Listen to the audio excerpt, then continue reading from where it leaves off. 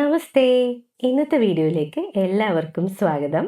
ഇന്ന് നമ്മുടെ ജീവിതത്തിൽ യാതൊരു തെറ്റും ചെയ്തിട്ടില്ലെങ്കിലും ചിലർ നമ്മുടെ ജീവിതത്തിലേക്ക് കടന്നു വന്ന് നമുക്ക് എപ്പോഴും പ്രശ്നങ്ങൾ ഉണ്ടാക്കിക്കൊണ്ടേയിരിക്കും. അത് ചിലപ്പോൾ നമ്മുടെ അയൽക്കാരാവാം, നമ്മുടെ ബന്ധുക്കളാവാം, നമ്മുടെ വീട്ടിലുള്ളവർ തന്നെ ആകാം. അപ്പൊ ഇത്തരം സാഹചര്യങ്ങളിലൊക്കെ രക്ഷ നേടാനായിട്ട് നരസിംഹമൂർത്തിയുടെ ഒരു മന്ത്രം ജപിക്കാവുന്നതാണ്. അതിനെ പറ്റിയാണ് ഇന്നത്തെ വീഡിയോയിൽ പറയുന്നത്. പ്രഹ്ലാദൻ എന്ന തന്റെ ഭക്തന് വേണ്ടിയിട്ട് ഭഗവാൻ മഹാവിഷ്ണു നരസിംഹമായി അവതരിക്കുകയും ദുഷ്ടനായ ഹിരണ്യകശിപുവിനെ നിഗ്രഹിച്ച് ധർമ്മം പുനഃസ്ഥാപിക്കുകയും ചെയ്തു എന്നാണ് പുരാണത്തിൽ വിവരിക്കുന്നത്. തന്റെ ഭക്തന് വേണ്ടിയിട്ട് ഭഗവാൻ തൂണിലും തുരുമ്പിലും വരെ അവതരിക്കുമെന്നാണ്. ഇനി മന്ത്രം എന്താണെന്ന് പറയാം. ഉഗ്രം വീരം മഹാവിഷ്ണും ജ്വലന്തം സർവതോമുഖം നൃസിംഹം ഭീഷണം ഭദ്രം മൃത്യും നമാമിഹം. അർത്ഥം ഇതാണ്: ഉഗ്രനും വീരനും ജ്വലിക്കുന്നവനും ഭയാനകവും ഭദ്രനും കാലന്റെ കാലനും സർവതോമുഖനുമായ മഹാവിഷ്ണു എന്ന നരസിംഹത്തെ ഞാൻ നമസ്കരിക്കുന്നു. ഈ മന്ത്രം നിത്യവും ജപിക്കാവുന്നതാണ്.